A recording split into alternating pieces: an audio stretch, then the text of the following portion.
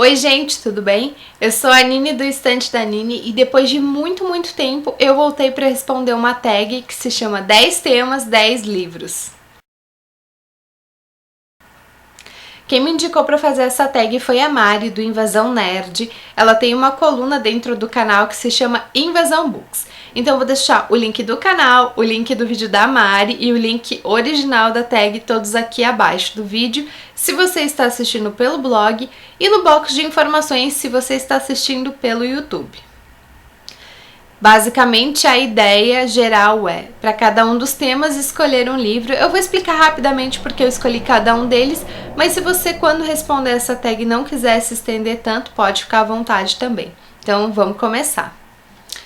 O primeiro tópico é a aventura e para representar eu escolhi O Turno da Noite, Os Filhos de Sétimo, que é o volume 1 dessa trilogia do André Bianco. Eu gosto muito desse autor e embora eu não tenha lido os primeiros livros dele, que é o 7 e o 7º desse universo, eu consegui compreender bem a história. Então se você já leu os livros anteriores, para quem sabe ou para quem não sabe, todos os livros do André, principalmente os primeiros desse universo, eles têm conexões. Então, personagens que aparecem em um livro em outro, a história de um personagem que a gente vai descobrir no outro livro. Então, tem essas nuances, essas ligações. Embora eu não tenha lido o 7 e o 7º, eu gostei muito do Turno da Noite. Não ficou nada para trás, o leitor consegue compreender bem o que acontece ali. E se passa em vários pontos diferentes do Brasil. Então gosto muito, escolhi Os Filhos de Sétimo, que é o volume 1, para representar a trilogia, que inclusive foi lançada com capa nova. Então tem uma versão que é um volume único também. Então se você tá com vontade de comprar, tá meio em dúvida, recomendo mesmo. Eu gosto muito do André Bianco, eu sei que algumas pessoas não gostam, mas eu adoro O Turno da Noite, por isso que eu escolhi ele para representar a aventura. O segundo tópico é clássico e quase que eu escolhi o mesmo livro que a Mari, mas acabei mudando de ideia em cima da hora e peguei O Morro dos Ventos Uivantes, da Emily Brontë. Eu tive um pouco de dificuldade no começo dessa leitura, não fluiu muito bem não, vocês podem ver que tem várias marcações aqui, quer dizer, não sei se vocês podem ver, eu espero que sim. Mas lá pela metade do livro em diante eu já tinha entrado bem de cabeça na história e o livro foi ótimo. Se você não tem ideia do que é O Morro dos Ventos Uivantes, eu não vou falar muito. A única consideração que eu quero fazer é que essa história não é um romance água com açúcar, se é isso que você imagina dele. Esse livro me deu literalmente, não literalmente, né, mas ele me deu um tapa na cara porque era mais ou menos isso que eu esperava dele. E ele é um livro bastante denso, ele fala bastante dos aspectos psicológicos dos personagens e o que cada um deles passa ao longo da vida, então é muito bom. E mesmo que você tenha uma certa dificuldade na leitura, como eu tive no começo, não abandone, porque depois que você entrar de cabeça na história e a curiosidade ficar muito grande, você vai chegar até o final e tenho certeza que você vai gostar do livro. Então, para clássico, eu escolhi O Morro dos Ventos Uivantes. O terceiro tópico é romance, eu escolhi O Diário de Susana Paranícolas, do James Patterson. Para quem me acompanha há mais tempo sabe que eu sou muito fã desse autor para os livros policiais. E quando eu peguei esse romance eu achei que não ia dar em nada. E o livro é muito bom, ele é um romance adulto. No começo nós somos um pouco enganados como os personagens, né, como uma das personagens especialmente. Mas mesmo que ele também não seja uma história de amor água com açúcar, tem muitas adversidades no caminho dos personagens, ele é um livro sobre o amor. Não só sobre o amor em relação entre um homem e uma mulher, né, um casal, mas o amor em vários aspectos diferentes da vida. Então gosto muito desse livro e para romance eu escolhi ele, O Diário de Susana Paranícolas.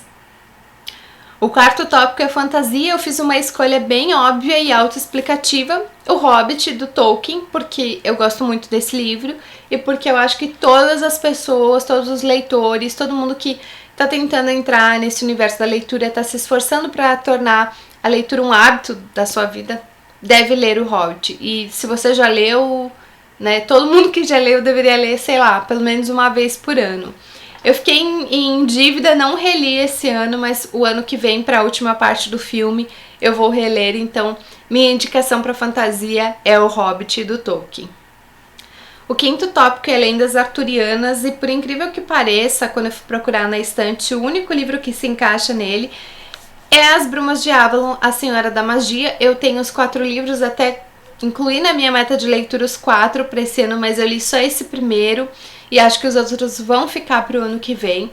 Também tive uma certa dificuldade no começo desse livro, eu não estava muito dentro da história, mas depois que fluiu foi muito bem e eu gostei bastante da proposta da autora. Então, o livro para representar as lendas arturianas é As Brumas de Avalon, A Senhora da Magia. O sexto tópico é Históricos. Eu escolhi O Cortiço, do Aloysio de Azevedo. Dos livros clássicos nacionais que eu já li, esse é o meu preferido, de longe. E ele conta também uma parte bem importante da vida, né, no Rio de Janeiro, um pouco influenciado pela abolição da escravatura. Faz muito tempo que eu já li O Cortiço, eu tenho que reler. Quem sabe nas férias eu incluo ele na lista de releituras, mas eu gosto muito. E se alguém me pedisse uma indicação de clássico nacional, sempre é O Cortiço, do Aloysio de Azevedo.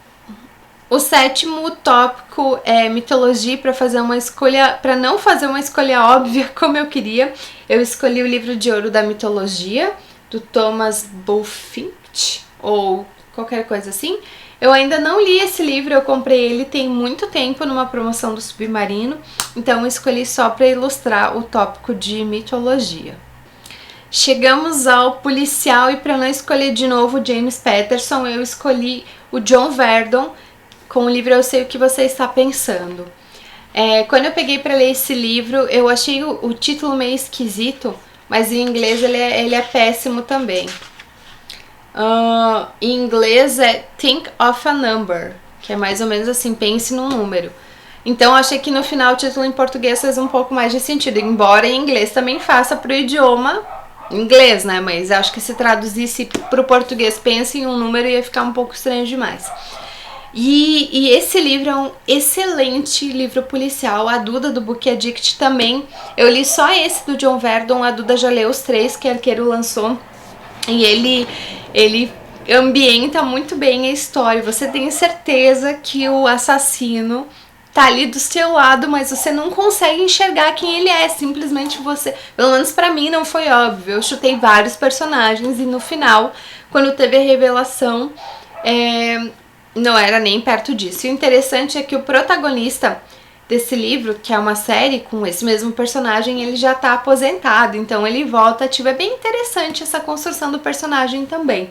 E pelo que a Duda comentou, tem sim uma certa evolução, né, uma certa afinidade do leitor com esse personagem com o passar dos livros, mas lembrando que na maioria dos casos, como é esse, como é o James Patterson e tudo mais, cada livro é uma história, é um caso.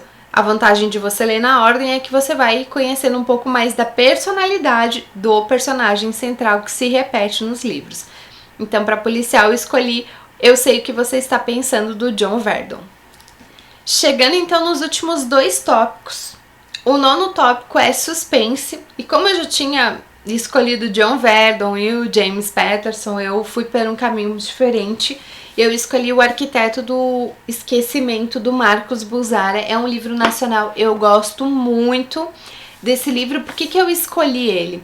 Eu escolhi ele suspense mais porque o leitor acompanha algumas linhas temporais diferentes ao longo do livro.